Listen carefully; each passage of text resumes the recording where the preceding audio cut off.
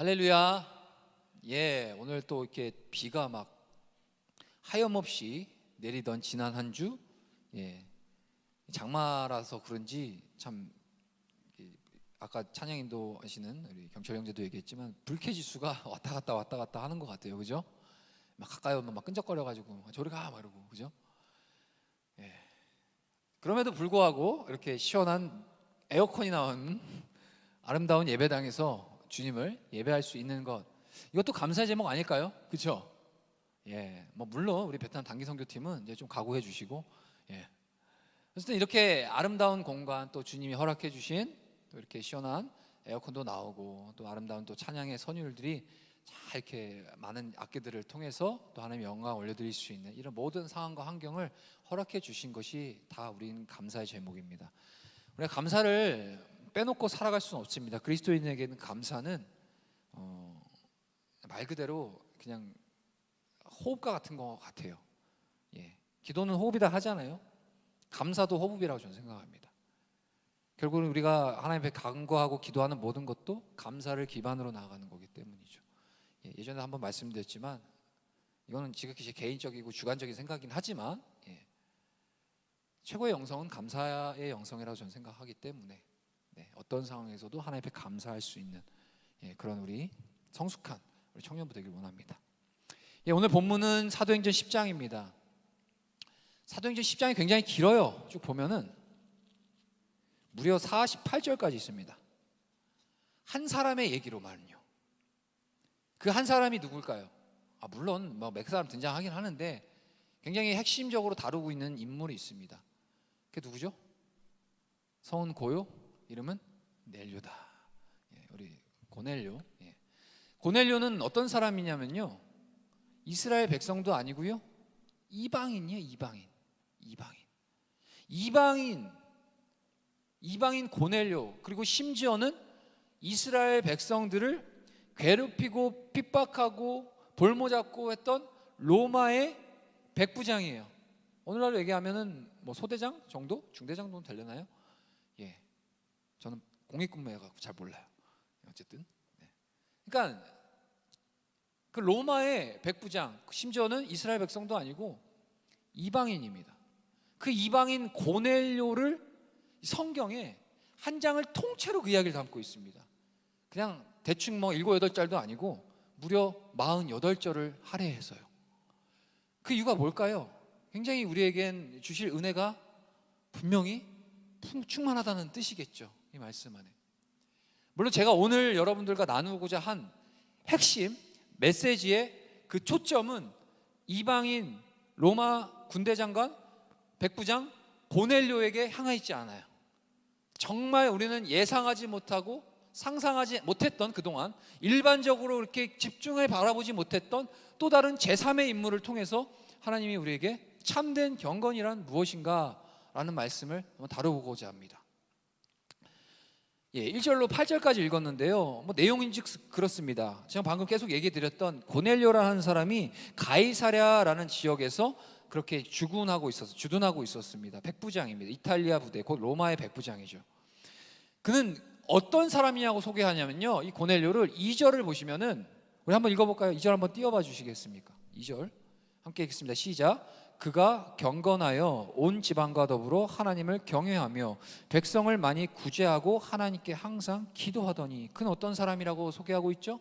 경건하여 온 집안과 더불어 하나님을 경외하며 백성을 또한 많이 구제하고 하나님께 어떻게 했다고요? 항상 기도하니.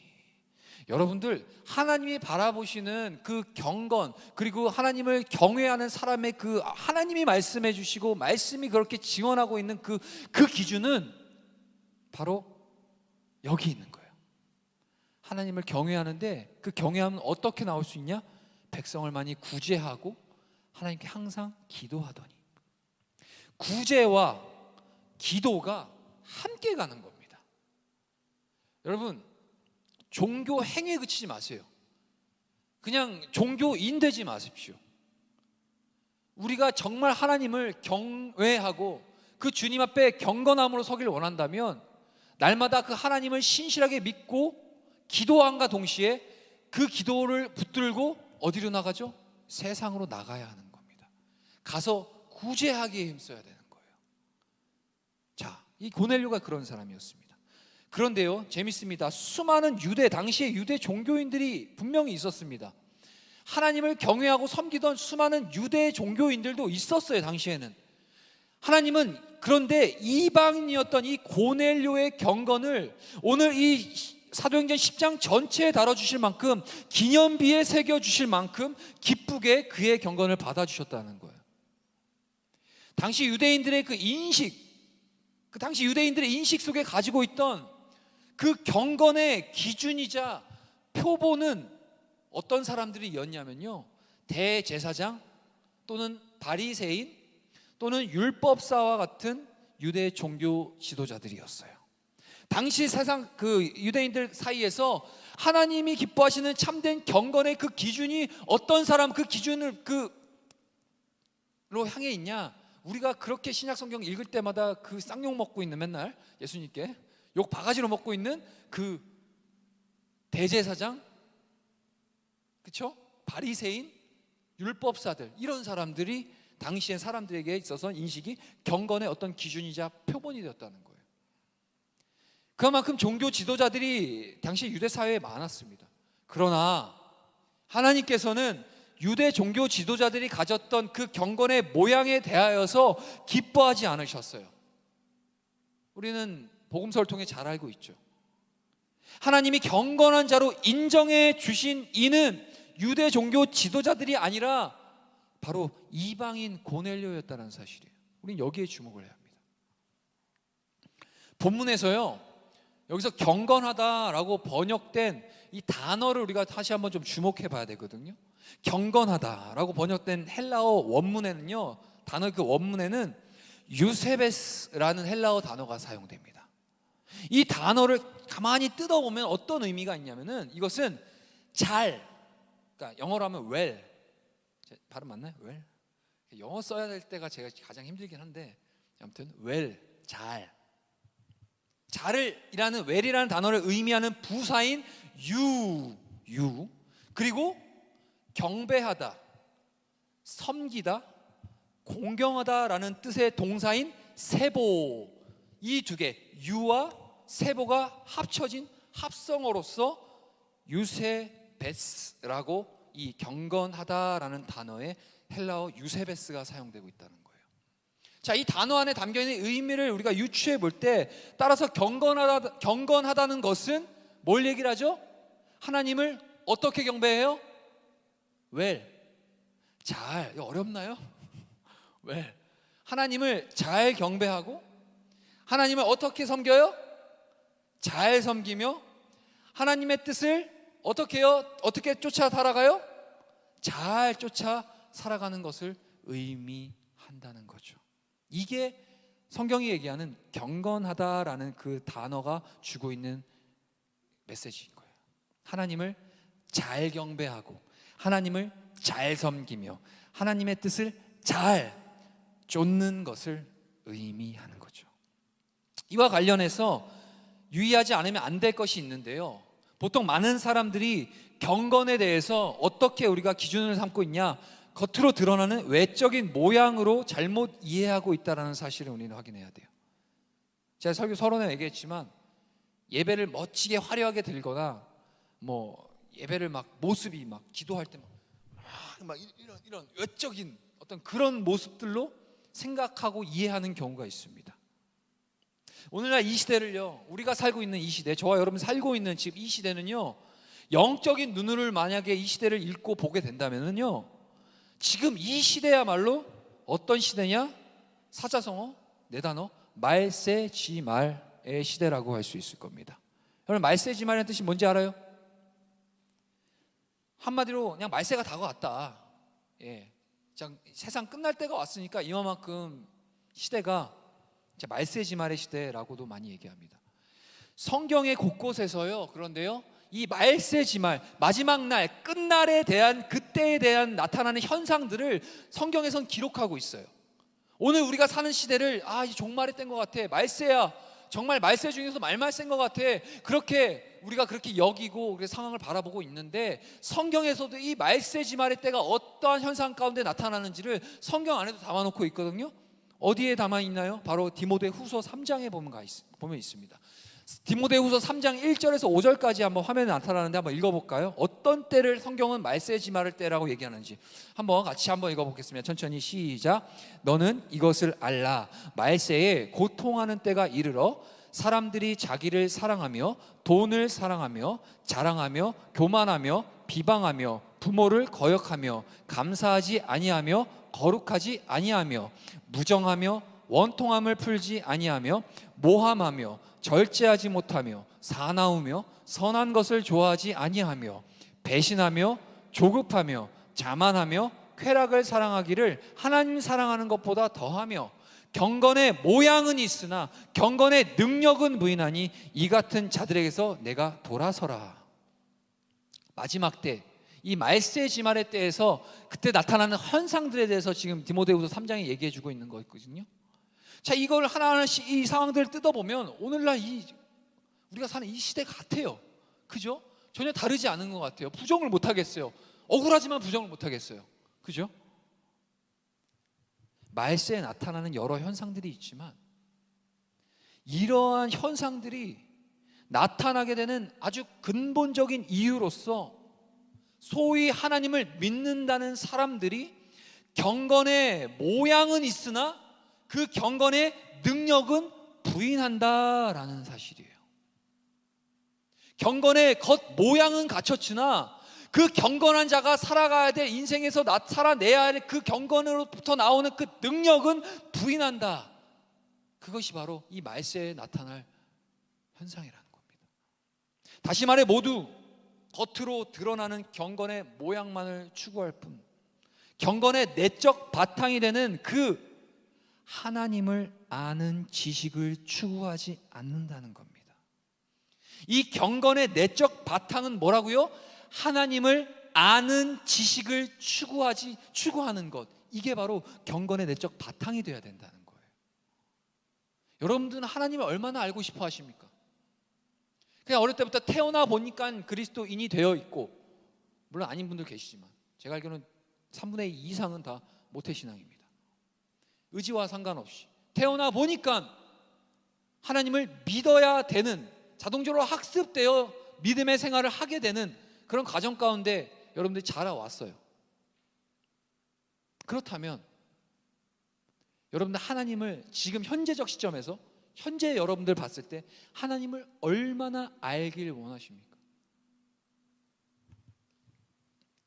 경건은, 그 경건의 내적인 그 내 안에 있는 바탕에는 어떤 마음이 있어야 되냐? 하나님을 아는 지식을 추구하는 그런 마음들. 하지만 오늘날 경건의 모양만 있고 경건의 능력을 부인하는 자들에겐 그것이 없는 거예요. 하나님 아는 지식을 추구하지 않는다는 사실. 하나님을 아는 지식, 그것이 없이는 참된 경건의 삶이 불가능한데도 말이죠. 나는 경건한 사람이야, 이런 종교 행위 따위로 나는 경건한 사람이야 라고 그렇게 스스로를 단정짓고 있지는 않는지, 다른 한편에는 하나님과는 정말 하나님 별로 부담스러우니까 좀 그만 좀 제게 상관해 주시지 않으셨으면 좋겠습니다.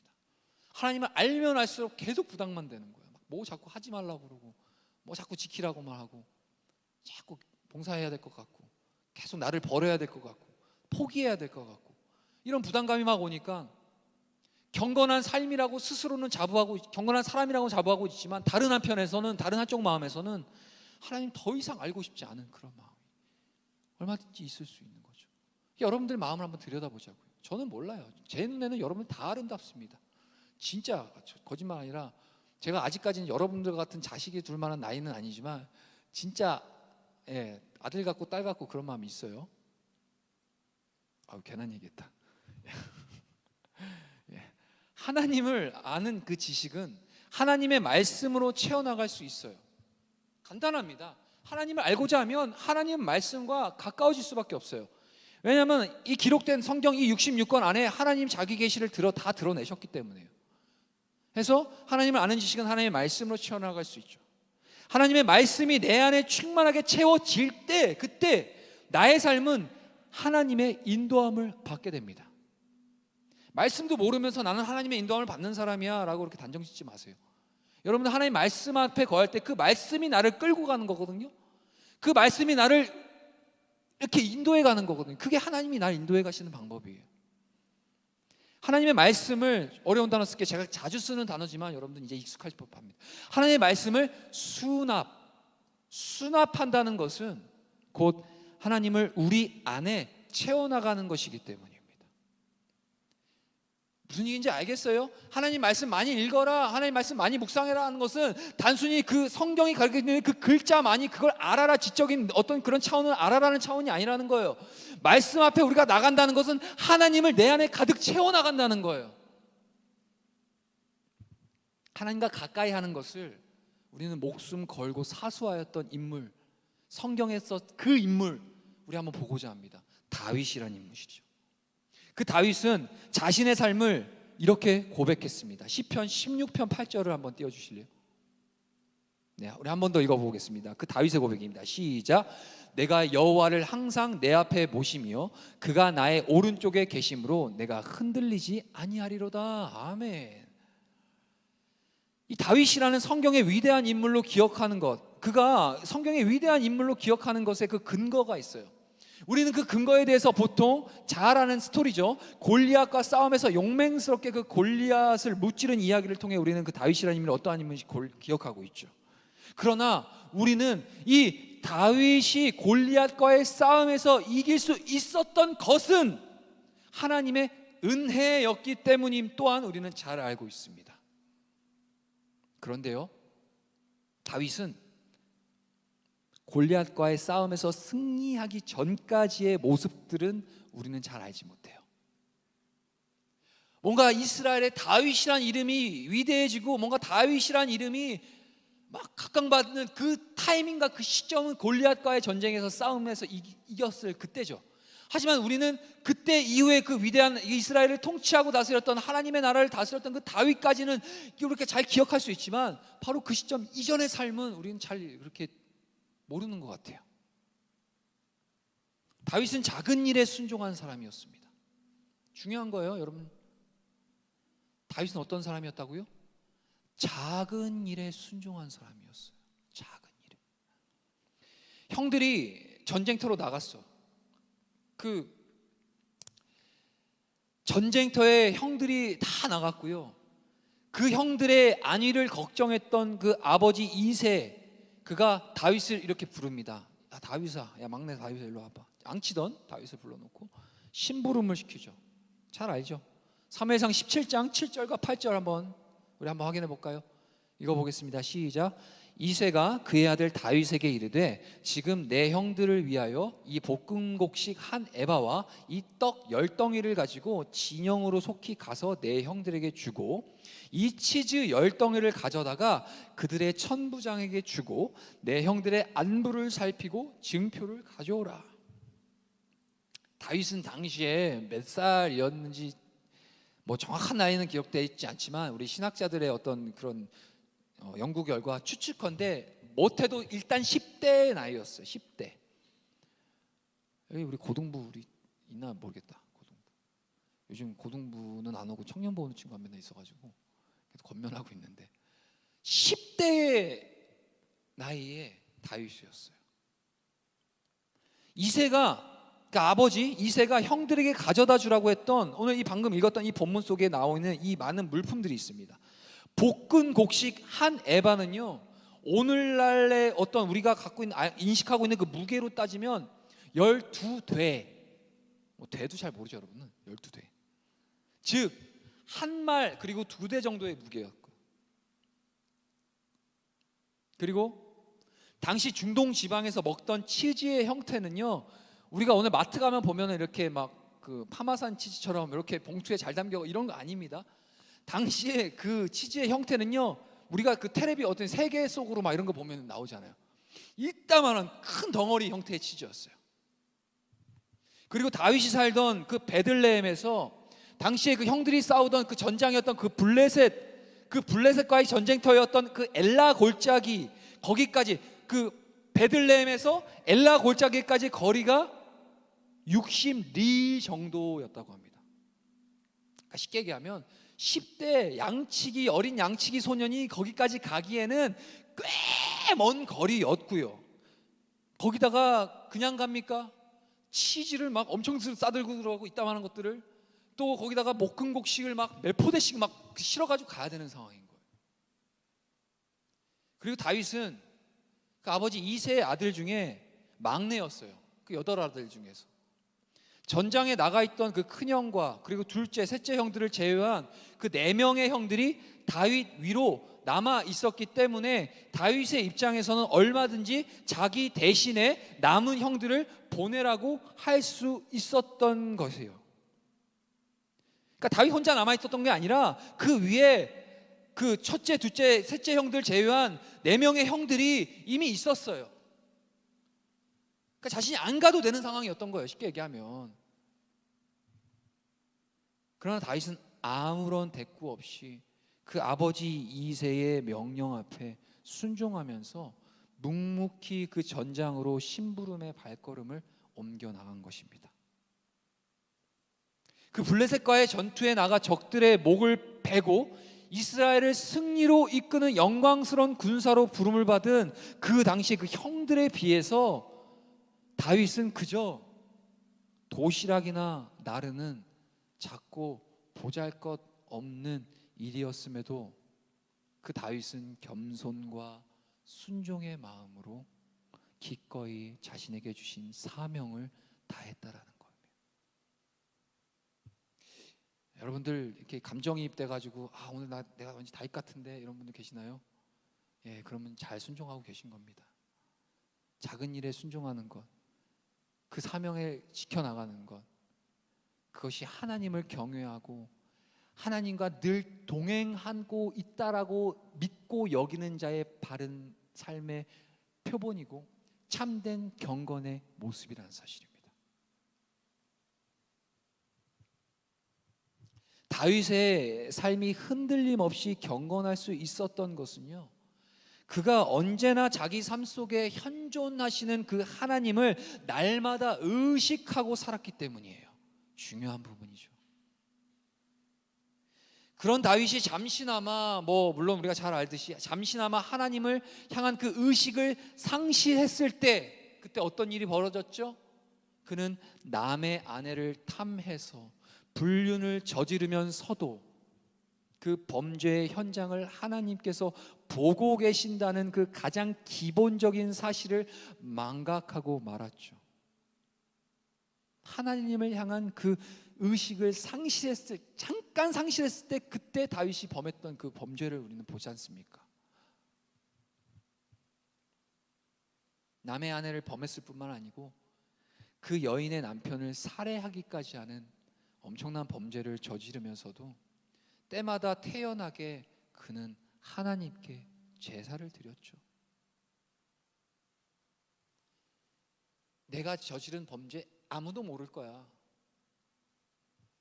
밧세바를 취하기 위해 자신을 충직하게 따랐던 그 장관 우리아를 살인 교사에서 죽여버린 그 끔찍한 범죄를 저질렀음에도 불구하고 다윗은 당시에 하나님을 잠깐이나 의식하지 못했던 그때의 다윗의 상태가 어땠냐? 날마다 매번 드리는 제사 끊임없이 드렸어요. 다윗은 나 범죄한 거 아무도 몰라, 그냥 늘 하던 대로 하나님 예배하고 제사 드리고 찬양하고 부서 섬기고 교회 나오고 하면 돼, 이런 거였다니까요. 하나님이 지켜보고 계신다는 그 의식을 상실했기에 하나님께서 자신의 죄가를 낱낱이 알고 계신다는 그 사실조차 인식하지 못하게 된 거라는 사실입니다. 하나님이 다 알고 계시고 하나님이 다 보고 계시고 하나님이 그냥 모르시는 분이 없잖아요. 다 아시잖아요. 그걸 인식 못하고 있었던 거예요. 그런데 다윗은 그럼에도 불구하고 외적 모양은 갖추고 있었던 거죠.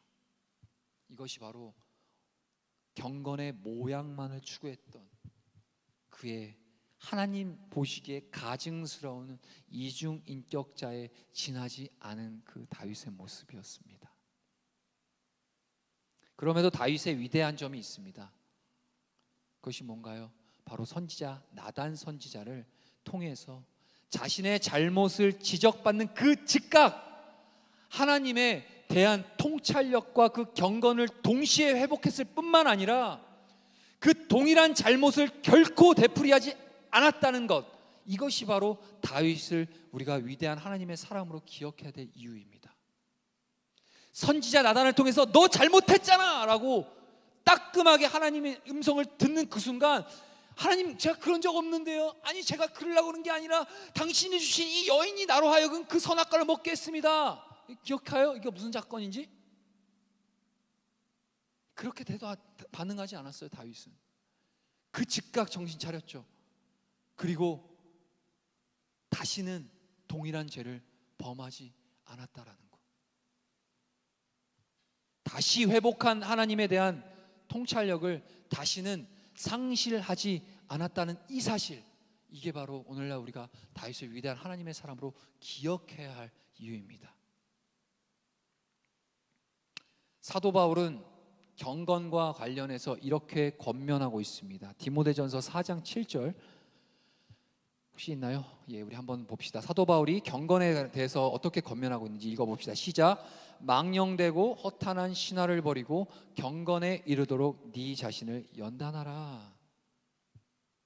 성경이 예루살렘의 직업적인 그 종교인들은 인들인 유대교 지도자들을 다 제쳐놓고 그들보다 경건의 외적 모양이 턱없이 떨어져 보였던 당시 그 로마의 백부장 고넬료를 성경이 경건한 사람이라고 판정한 것은 그가 경건의 내적 바탕, 즉 자기 삶 가운데 현존하시는 하나님에 대한 통찰력을 지니고 있었기 때문인 거거든요. 그리고 그 결과로 그의 집 하인들과 휘하의 병사와 같은 주위 사람들이 그의 경건한 삶에 영향을 받아서 그들 역시도 경건한 삶을 추구하는 경건한 사람들이 된 것은 너무나도 자연스러운 수순이라는 사실이에요. 오늘 다시 한번 우리 본문 7절을 한번 읽어볼까요? 7절을 한 번만 더 띄워주시겠습니까? 예, 우리 한번 읽어봅시다. 시작. 마침 말하던 천사가 떠나매 고넬료가 집안 하인 둘과 부하 가운데 경건한 사람 하나를 불러. 그 고넬료의 그 경건한 사람, 하나님을 삶 가운데 늘 현존하시는, 자기 삶 가운데 현존하시는 하나님에 대한 그 인식 속에 살아갔던 그의 그 온전한 그 영적 통찰력을 지녔던 그의 경건은 결국엔 자신의 경건에 그치는 게 아니라 그 주위의 사람들, 그와 함께하는 그 주변 사람들 또한 그로 인하여서 경건한 삶의 수준으로 나아가기까지의 그 자연스러운 그 경건의 그 흐름이 그를 통해 일어났다는 거예요.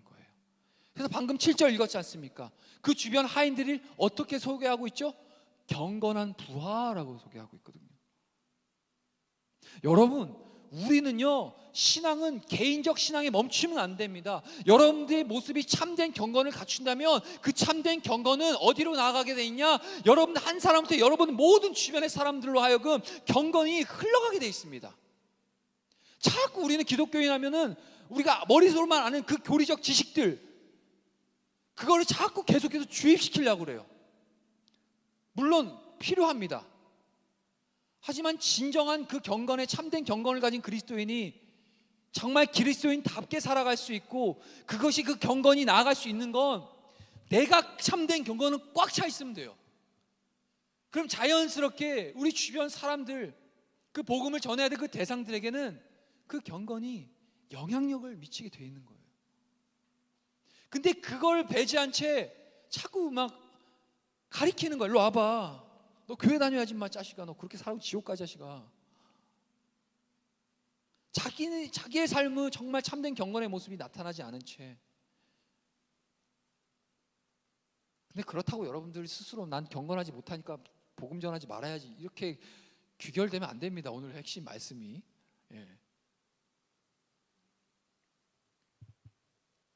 고넬료는 즉각 자기 집 하인 중에서 2명, 그리고 휘하의 병사 중에서 1명, 도합 3명을 차출해서 당시에 그 자초지정을 상세하게 그들에게 설명한 뒤에 그들을 요바로 보내었습니다. 여러분 성경 혹시 그 전에 사건이 어떤 사건인지 모를까봐 얘기하는데, 그냥 가이사랴에 있는 그 경건한 고넬료에게 하나님께서 기도 중에 환상으로 뭐라고 말씀하시냐, 저기 요바에 있는 베드로라는 자가 있는데 그를 너희 집에 초청을 해라, 이렇게 환상을 해서 나타내 주신단 말이에요.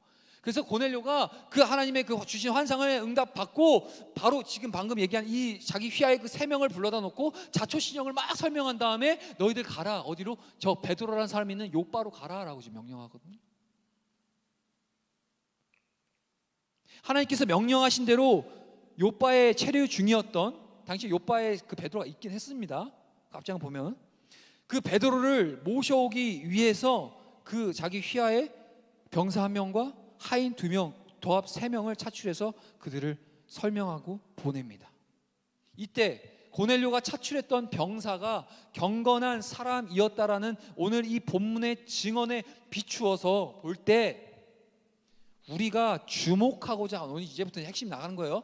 우리가 주목하고자 하는 것은 고넬료가 베드로를 모셔오기 위해 요바로 보낸 이 세 사람에 오늘 좀 주목했으면 좋겠어요. 이제 그들의 입장에서 한번 생각해 보자고요. 고넬료는 충분히 경건한 사람으로 다 증명됐고요. 이제는 그 고넬료의 명령에 따라야 하는, 이제는 요바로 가야만 하는 그 세 명을 한번 집중해 봅시다. 그들은 고넬료 집안 하인과 그 휘하의 병사로 모두 고넬료의 명령에 따라야 하는 위치에 있었던 사람들입니다. 당시에 하인, 곧 종을 얘기하는 거거든요. 종. 그리고 군대 갔다 온 사람들 알 겁니다. 저 아까도 얘기했지만 저는 공익근무라 잘 몰라 이런 거. 군대 현역 갔다 온 사람들 그 상급자의 그 위계 질서에 복종을 해야 합니까? 안 해야 됩니까?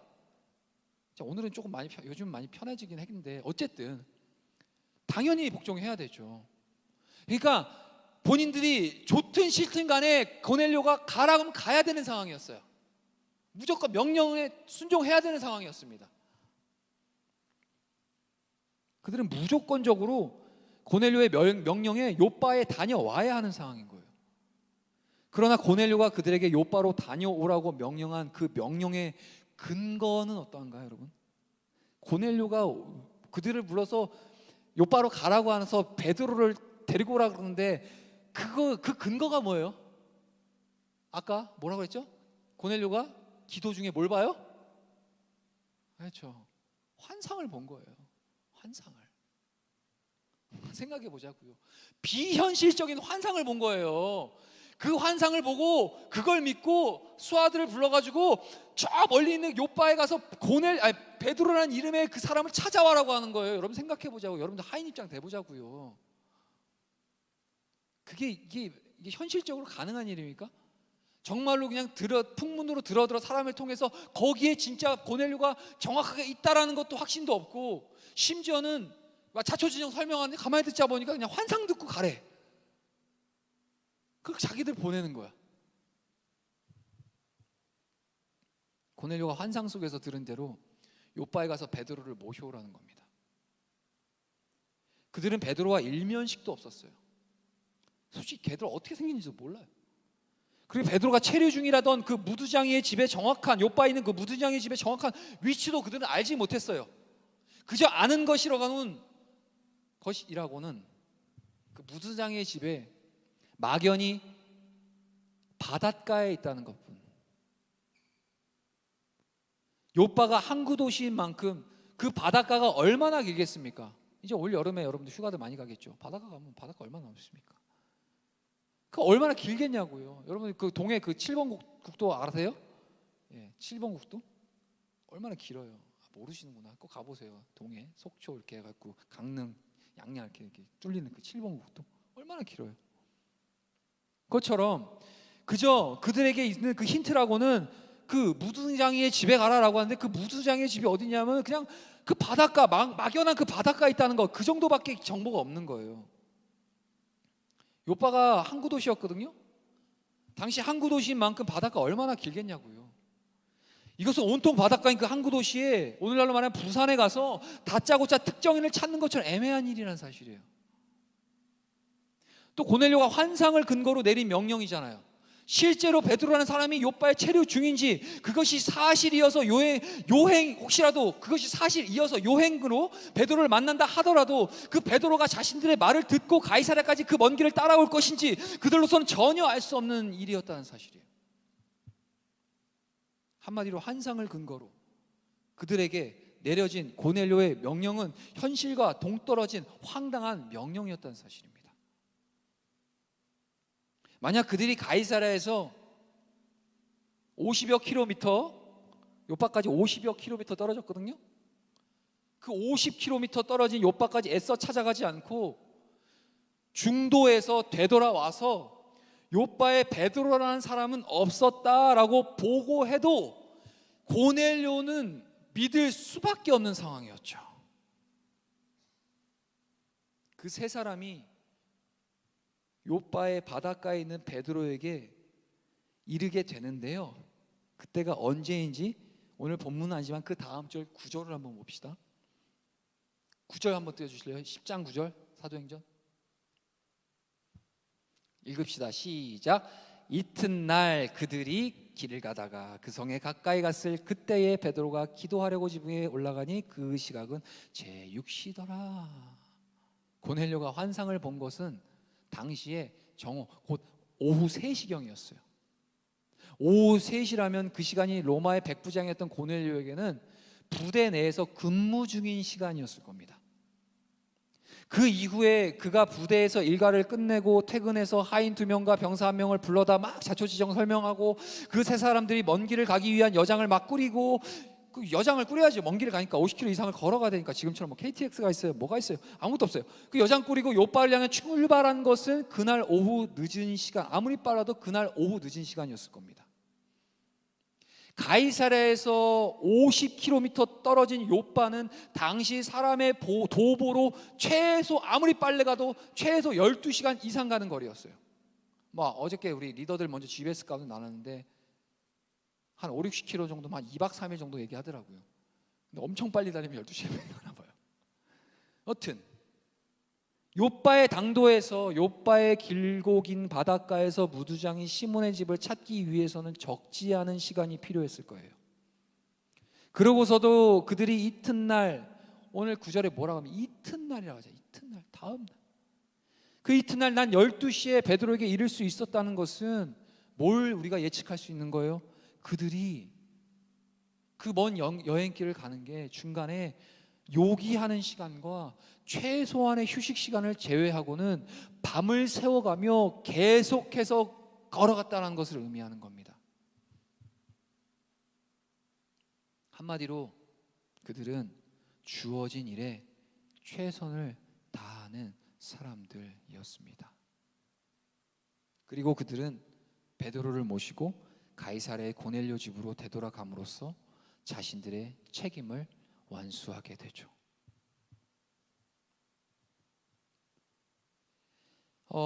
복음서로 가보면 중풍병자 애니아라는 사람이 있었죠. 그 애니아 중풍병자를 일으키고 죽은 그 다비다를 살리며 가는 곳마다 하나님 나라의 복음을 전하던 그 사도 베드로가 있었어요. 베드로도 가는 곳곳마다 주의 복음을 전하는, 그리고 예수 그리스도의 아주 12제자 중에서 굉장히 수제자와 같은 베드로, 오늘 이 10장의 베드로도 같이 등장하거든요. 많은 기적과 능력과 이사와 정말로 막 그 초자연적인 능력들을 예수님의 이름으로 제자 베드로는 가서 막 병을 고쳤다니까요. 중풍병자 애니아를 고치고 죽은 자를 막 살리는, 다비다를 살려내기는까지, 그러면서 하나님 나라를 막 복음을 힘차게 강하게 전하는 그 베드로, 그 베드로의 사역에 비하면 고작 밤을 새우며 베드로를 모시러 가는 이 세 사람의 역할은 너무나도 초라하고 보잘것없어 보이는 거죠. 그러나 만일 그들의 순종이 없었다면 지금 오늘날 땅끝까지 주님의 증인이 되어야만 하는 그 사도들의 사역도 없었을 것이고, 오늘 우리가 읽고 있는 이 사도행전도 없었을 것이고, 교회의 역사도 완성될 수 없었을 것이라는 사실입니다. 하나님의 역사는 겉으로 드러나고 큰 일을 하는 것처럼 보이는 그 소수의 사람들에 의해서만 이루어지는 것이 결코 아니라는 사실이에요. 하나님의 역사는 겉으로 드러나지 않는 다수의 사람들, 세상적인 잣대로 보면 그저 하찮고 시시하고 보잘것없이 보이는 일일지라도 최선을 다하는 사람들에 의해서 하나님의 나라는 완성되는 겁니다. 그래서 하나님이 공평하시다는 거예요. 하나님의 역사는 작은 일의 가치를 아는 겸손한 사람을 통해 완성됩니다. 때로는 이성적으로는 이해할 수 없는 일들 앞에 순종을 요구하는 상황이 우리 앞에 당면하게 될 것입니다. 베트남 단기 선교팀 지금 벌써 느끼고 있잖아요. 막 기하학적인 카운트 재정 필요한 거 숫자 보면 이게 어떻게? 큰일 났네. 하니까 몸으로 뛰고 지금 그렇게 하고 있거든요. 이게 예를 들어서 이러한 상황들이 신앙을 가진 우리 신앙인으로서 앞으로 계속 우리 앞엔 당면하게 될 겁니다, 여러분. 고넬료의 경건과 그 경건을 닮아서 순종과 겸손으로 주어진 그 작은 일 앞에 최선을 다했던 그 고넬료의 하인들처럼 오늘 우리의 삶의 그 완전한 그 주인이 되시는 그 하나님 앞에 겸손과 순종의 자세를 취할 수 있는 우리의 모두가 될 수 있길 소망합니다. 할렐루야. 설교를 마칠 겁니다. 할렐루야. 좋으시죠? 예. 잠언 15장 33절을 우리 한 번 더 읽고 좀 맞춰보려고 합니다. 한번 읽어보겠습니다. 시작. 여호와를 경외하는 것은 지혜의 훈계라 겸손은 존귀의 길잡이니라. 여러분, 여호와를 경외하는 것은 지혜의 훈계가 됩니다.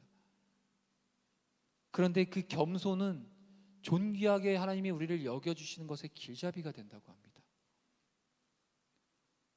여러분들이 지금 삶의 현장 속에서 그리스도인으로서의 모습들을 갖추어 살고자 정말 부단히도 노력하고 그렇게 살아내고자 힘을 다하고 있는 건 알고 있습니다. 하지만 우리 안에는 어쩌면 내가 매겨놓은 그 경건의 기준이 있을 수 있는 거예요. 어떤 종교적 형태와 그 틀 안에서 그 유대 종교 지도자를 향해서 당시의 사람들이 저 사람들의 모습이 경건의 기준이야, 경건의 모본이야 라고 생각했었던 것처럼 어쩌면 우리 신앙의 모습도 그런 모습 속에 있을 수 있다는 겁니다. 하지만 오늘 본문을 통해서 참된 경건의 모습은 뭐라고 말씀하시나요?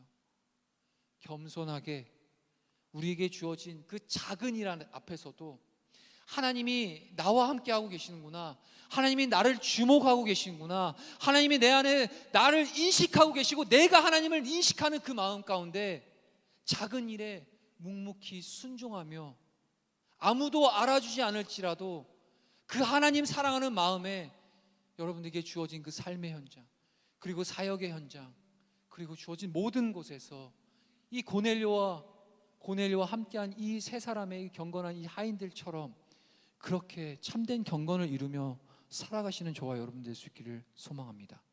우리 함께 찬양할까요? 우리 찬양팀 준비해 주시고요. 저도 이 말씀을 준비하면서 계속해서 제 자신을 돌아보게 됩니다. 여러분, 저는 목회자입니다. 목사예요. 목사 눈에 목사만 보입니다.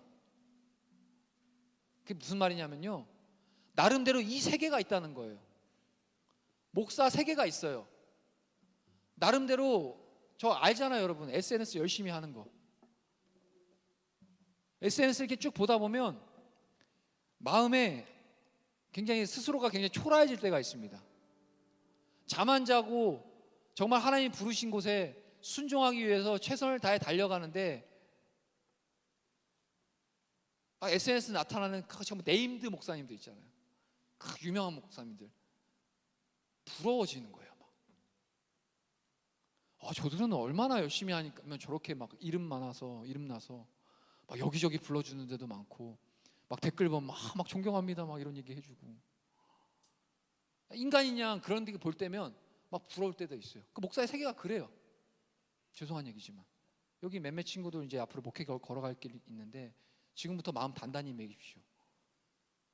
하나님이 영광 받으셔야 됩니다.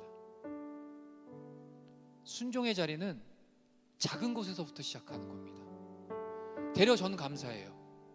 그냥 우리 성도교회 안에서 여러분들과 함께 정말 작은 것에서부터 함께 이렇게 믿음의 사역을 이뤄나갈 수 있는 게 저는 더 감사합니다. 여러분도 마찬가지입니다. 하나님을 사랑하는 마음이 여러분한테 분명히 있는 걸 알아요. 작은 일에 정말 순종함으로 달려가고 있는 것도 알고요. 하지만 때로는 그 연약한 저처럼 누가 나를 좀 알아줬으면 좋겠다, 누가 좀 내가 이렇게 섬기고 한 거에 대한 대가가 정말 합당한 대가가 내게 좀 치러졌으면 좋겠는데 라고 생각하는 경우도 있을 수 있어요. 외로우니까. 그 다윗이 아무것도 모를 때 그 형들 전장에 싸다 주라고 블레셋과의 그 전장에 나갈 때 얼마나 정말 추앙받았겠습니까? 정말 나라를 위해 목숨을 바쳐 전장으로 나가는 너희 형들을 봐라. 아버지 이새가 그랬을 거예요.